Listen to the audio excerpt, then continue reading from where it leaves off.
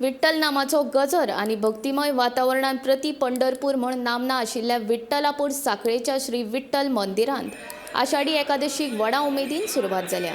मुख्यमंत्री डॉक्टर प्रमोद सावंत हांणी सकाळी श्री विठ्ठल रखुमायेक अभिषेक केलो। कोरोना मुक्त आणि राज्याची सर्वांगीण उदरगत जावची अशी प्रार्थना श्री विठ्ठला कडेन केल्या, अशें मुख्यमंत्री दोतोर सावंत हांणी सांगले। दर वर्सा श्रद्धेन आणि भक्ती भावनेन भक्तगण विठ्ठलापूर साखळेच्या देवळांत व्हडा उमेदीन आषाढी एकादशी मनयतात।